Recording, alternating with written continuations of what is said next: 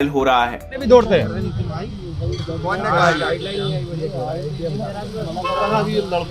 हमारे मारने भी दौड़े थे हमको। कौन? वो एक पुलिस वाले थे जो हमको मारने दौड़े। बजाओ, मैं आज लेके जाऊँ जी। शादी आदि में कोई ढोल बजाने की रोक नहीं है। डीजे पे है, ढोल पे थोड़ी है। हाँ तो हमें मारने दौड़ते हो। आप बैंड बजाओ, आप ढोल बजाओ, आप ताशे बजाओ जी। कोई रोक नहीं है। कोई रोकेगा तो मैं देखूँ।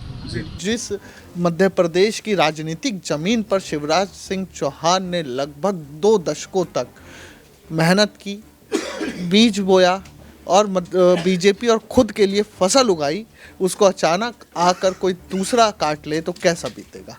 वही हाल शिवराज सिंह चौहान का है। शिवराज सिंह चौहान के वादों पर, शिवराज सिंह चौहान के चेहरे पर, शिवराज सिंह चौहान की योजनाओं पर ही चुनाव हुए। भले ही पीएम मोदी लगातार सक्रिय दिखे, लेकिन धरातल पर लोगों के मन में शिवराज सिंह चौहान आए थे कि भारतीय जनता पार्टी ने शादी के लिए चेहरा किसी और का दिखाया और शादी किसी और से यहाँ पर कर दी। उनका तीखा जो तंज था यहाँ पर वो शिवराज और मोहन यादव को लेकर था, यानी कि उनका मतलब था कि वोट लूटने के लिए तो शिवराज का चेहरा दिखा दिया और वोट जब उनको अच्छी खासी मिल गई तो उन्होंने यहाँ मोहन यादव को सीएम बना दिया। तो देखिए यहाँ पर कहीं ना कहीं भारतीय जनता पार्टी अपने फायदे के लिए, लोकसभा चुनाव में फायदे के लिए और अपनी पार्टी के फायदे के लिए दिग्गज नेताओं को दरकिनार। मध्य प्रदेश के नए मुख्यमंत्री जहां एक तरफ बन चुके हैं डॉक्टर मोहन यादव, बीजेपी आलाकमान के फैसले के मुताबिक ये मुख्यमंत्री पद पर तो आ चुके हैं, लेकिन तमाम बड़ी बड़ी चुनौतियों का सामना लगातार कर रहे हैं, क्योंकि इनके सामने है शिवराज सिंह चौहान की चुनौतियां। जी हां, एक वक्त मध्य प्रदेश की सियासत में जिस तरह से शिवराज सिंह चौहान ने राज किया है, ऐसे में मोहन यादव के सामने यही बड़ी चुनौती है। क्या वह शिवराज सिंह चौहान की तरह मध्य प्रदेश में राज कर पाएंगे? क्या इस मुख्यमंत्री पद पर वह ऐसे ही बने रहेंगे या फिर इस पद पर वापसी होती हुई नजर आ सकती है शिवराज सिंह चौहान की? दरअसल हम ऐसा इसलिए कह रहे हैं क्योंकि इसकी कई बड़ी वजह अब निकल कर सामने आ रही है। मध्य प्रदेश की जो आवाम है वो मुख्यमंत्री पद पर मोहन यादव को स्वीकार तक नहीं कर पा रही है और ऐसे में शिवराज सिंह चौहान भी कई बड़े बड़े संकेत देते हुए नजर आ रहे हैं। नमस्कार, मैं प्रांशी राठौर और आप देख रहे हैं नेक्स्ट 9 न्यूज। स्वागत है आपका हमारे स्पेशल प्रोग्राम 2024 का महासंग्राम में, जिसमें हम चर्चा करेंगे कि आखिरकार शिवराज सिंह चौहान को मुख्यमंत्री पद पर एक बार फिर से होना चाहिए या फिर नहीं।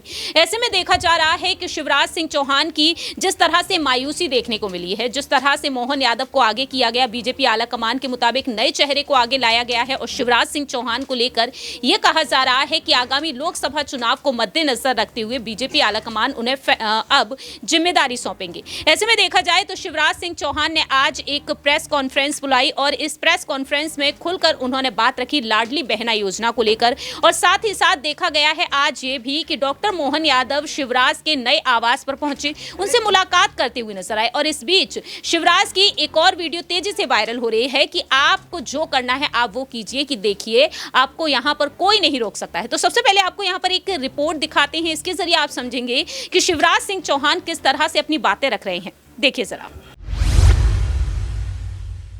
प्रदेश के विकास और जन कल्याण के कामों में हम हर संभव सहयोग करेंगे। मुझे खुशी है कि योजनाएं जारी रहेगी और 10 तारीख को फिर लाडली बहना के खाते में पैसा आएगा और हमारा संकल्प ये भी कि लाडली बहनों को लखपति बहना बनाना है। ये केवल कहने के लिए मैंने नहीं कहा था, उसके लिए मैं भी निरंतर काम करूंगा और मुख्यमंत्री जी भी उस दिशा में, सरकार भी हमारी सरकार है, आखिर सरकार भी उस दिशा में प्रयत्न करेगी। और प्रधानमंत्री जी ने भी 4 जातियां कही है, उनमें गरीब, किसान, महिला, युवा। तो महिला सशक्तिकरण मेरे भी जीवन का मिशन है और मेरी सरकार का भी मिशन हो रहा है। भी दौड़ते हैं। कौन ने कहा? हमारे मारने भी दौड़े थे हमको। कौन? वो एक पुलिस वाले थे जो हमको मारने दौड़े। बजाओ, मैं आज लेके जाऊँ जी। शादी आदि में कोई ढोल बजाने की रोक नहीं है। डीजे पे है, ढोल पे थोड़ी है। हाँ तो हमें मारने दौड़ते हो। आप बैंड बजाओ, आप ढोल बजाओ, आप ताशे बजाओ, जी कोई रोक नहीं है। कोई रोकेगा तो मैं देखूंगा। आपने सुना कि किस तरह से शिवराज सिंह चौहान ने यहाँ पर अपनी बातें रखी और दूसरी ही तरफ सोशल मीडिया पर जो उनके पोस्ट दिखाई दे रहे हैं, इन पोस्ट पर अगर रुख कर लिया जाए तो शिवराज सिंह चौहान ने यहाँ भी साफ तौर पर कहा है कि उनके जीवन में अब 3 बड़े लक्ष्य हैं। पहला, महिला सशक्तिकरण, मुझे बहनों को लखपति बनाना है। दूसरा, मामा होने के नाते बच्चों का संरक्षण और तीसरा, पर्यावरण संरक्षण का अभियान है। ये 3 काम हैं, मैं किसी भी कीमत पर नहीं छोड़ूंगा। इनके अलावा देखा जाए तो शिवराज सिंह चौहान के समर्थन में जो बहनें हैं, मां हैं, वह साफ तौर पर कह रही हैं कि वोट बैंक तो उनके नाम पर है और वोट भी उनके नाम पर करती हुई नजर आई हैं। उन्हें पैसा नहीं चाहिए, उन्हें तो शिवराज सिंह चौहान चाहिए मुख्यमंत्री पद पर।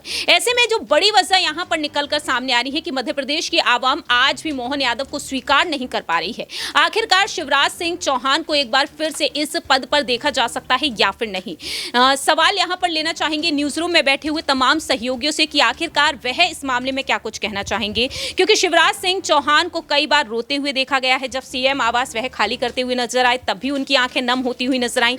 दूसरी ही तरफ जब वह जनता के बीच पहुंचे तो बहनें उनसे गले लगकर रोती हुई नजर आई हैं। तो सबसे पहला सवाल यहां पर लेना चाहेंगे राकेश मोहन सिंह जी से। आखिरकार शिवराज को लेकर उनकी क्या कुछ राय प्रतिक्रिया है? जो जनता है मध्य प्रदेश की, वो आज भी उन्हें स्वीकार नहीं कर पा रही है, यानी कि मोहन यादव को। देखिए प्रांशी, मोहन यादव को लोग इसलिए भी स्वीकार नहीं कर पा रहे कि मोहन यादव चुनाव से पहले और मतदान परिणाम से पहले या उस दिन तक या जिस दिन तक मुख्यमंत्री चुने जाने थे वो तीसरी पंक्ति के नेता थे। समझिए, पहली पंक्ति के भी नहीं थे मध्य प्रदेश में, तीसरी पंक्ति के नेता थे। फिर एकदम पैराशूट लॉन्चिंग लैंडिंग होती है उनकी और वो तीसरी पंक्ति से निकलकर पहली पंक्ति में आ जाते हैं। शिवराज सिंह चौहान के बिल्कुल ठीक बगल में आकर खड़े हो जाते हैं। अब आप सोचिए कि जिस मध्य प्रदेश की राजनीतिक जमीन पर शिवराज सिंह चौहान ने लगभग 2 दशकों तक मेहनत की, बीज बोया और बीजेपी और खुद के लिए फसल उगाई, उसको अचानक आकर कोई दूसरा काट ले तो कैसा बीतेगा। वही हाल शिवराज सिंह चौहान का है। शिवराज सिंह चौहान के वादों पर, शिवराज सिंह चौहान के चेहरे पर, शिवराज सिंह चौहान की योजनाओं पर ही चुनाव हुए। भले ही पीएम मोदी लगातार सक्रिय दिखे, लेकिन धरातल पर लोगों के मन में शिवराज सिंह चौहान थे और उन्हीं के नाम पर वोट दिए गए। लेकिन अचानक से मोहन यादव, जनता को भी ऐसी उम्मीद नहीं थी तो जनता कैसे स्वीकार करेगी। नेता एक जनाधार वाले नेता थे, ये बात कांग्रेस भी कहती है और बीजेपी को भी पता था। अगर शिवराज ना होते तो ये चुनाव बीजेपी के लिए फंस सकता था। तो यही कारण है कि, और शिवराज सिंह चौहान के मन में कसक तो है, जिसने पूरा टाइम मेहनत की, अब उसे ही आपने दक्षिण में भेज दिया। अब ऐसा ना हो कि श्रीलंका भेज दें, तो बड़ा समस्या है। दक्षिण में क्या होगा? दक्षिण में बीजेपी ना 3 में है ना 13 में है और दक्षिण में शिवराज सिंह चौहान कुछ ज़्यादा कर भी नहीं पाएंगे, तो राजनीतिक भविष्य का भी खतरा मंडरा रहा है। तो वो एक तरीके से एक दबाव बनाने की कोशिश है, सीधे तौर पर नहीं, बैक एक विंडो के मदद से। अब देखना है कि बीजेपी का शीर्ष नेतृत्व इस पर क्या फैसला लेता है। वाकई में देखा जाए तो कहीं ना कहीं शिवराज सिंह चौहान का जो राजनीतिक भविष्य है वो खतरे में पड़ता हुआ तो नजर ही आ रहा है। लेकिन यहाँ पर ज्योतिष की मानी जाए तो ये बातें भी निकल सामने आई है कि शिवराज सिंह चौहान कहीं ना कहीं अब अध्यक्ष बनते हुए देखे जा सकते हैं। जेपी नड्डा जी से जो मुलाकात हुई थी शिवराज की दिल्ली में, उस वक्त ये कहा गया कि वह उपाध्यक्ष के पद पर नजर आ सकते हैं। ऐसे में क्या वाकई में शिवराज इन पदों पर देखा जाए तो यहाँ पर इन पदों को स्वीकार करते हुए नजर आएंगे? अगला सवाल यहाँ पर नेहा से लेना चाहेंगे। शिवराज सिंह चौहान को लेकर जिस तरह से नेहा भी लगातार अपडेट देती हुई नजर आ रही है अपने चैनल के जरिए, और वह साफ तौर पर बताती हुई नजर आ रही है कि कांग्रेस भी यहाँ पर शिवराज सिंह चौहान के समर्थन में नजर आ रही है। कैसे देख रही हैं नेहा आप कि कांग्रेस की जब सरकार गिरी राज्य में, उस वक्त भी शिवराज ने संभाला, और ऐसे में बीजेपी आलाकमान का शिवराज को यूं दरकिनार कर देना आखिरकार कितना भारी नुकसान हो सकता है बीजेपी को?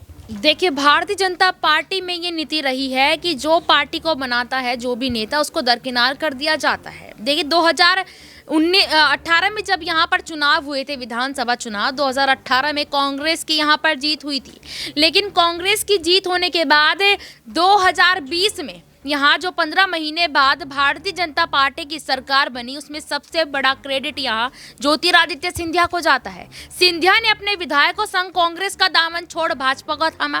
भाजपा को बनाने वाले यहाँ सिंधिया थे, लेकिन हुआ क्या सिंधिया के साथ? सिंधिया को भी तो यहाँ दरकिनार किया जा रहा है। इसी बीच आपको बता दें कि यहाँ पर ज्योतिरादित्य सिंधिया 2020 से लगातार सीएम पद के लिए यहाँ पर ये लड़ाई लड़ रहे हैं, लेकिन देखिए इस बार 2023 के चुनावों में भी उनको यहाँ पर सीएम पद नहीं दिया गया। ऐसे ही शिवराज के साथ हुआ, यहाँ तक कि कांग्रेस के नए नवेले अध्यक्ष बने हैं यहाँ भी जीतू पटवारी मध्य प्रदेश में। उन्होंने यहाँ पर एक बयान दिया एक से 2 दिन पहले, उसमें वो ये कहते नजर आए थे कि भारतीय जनता पार्टी ने शादी के लिए चेहरा किसी और का दिखाया और शादी किसी और से यहाँ पर कर दी। उनका तीखा जो तंज था यहाँ पर वो शिवराज और मोहन यादव को लेकर था, यानी कि उनका मतलब था कि वोट लूटने के लिए तो शिवराज का चेहरा दिखा दिया और वोट जब उनको अच्छी खासी मिल गई तो उन्होंने यहाँ मोहन यादव को सीएम बना दिया। तो देखिए यहाँ पर कहीं ना कहीं भारतीय जनता पार्टी अपने फायदे के लिए, लोकसभा चुनाव में फायदे के लिए और अपनी पार्टी के फायदे के लिए दिग्गज नेताओं को दरकिनार कर रही है, जो हो सकता है आने वाले समय में भारतीय जनता पार्टी के लिए एक बड़ी मुश्किल यहाँ पर खड़ी कर सकती है। आखिरी छोटा सा सवाल यहाँ पर दौलत से लेना चाहेंगे। शिवराज सिंह चौहान के भविष्य पर अब वो क्या कुछ कहते हुए नजर आएंगे? लोकसभा चुनाव के लिए शिवराज को आगे किया जाएगा या फिर उपाध्यक्ष बनाकर उन्हें एक तरफ कर दिया जाएगा, साइडलाइन कर दिया जाएगा?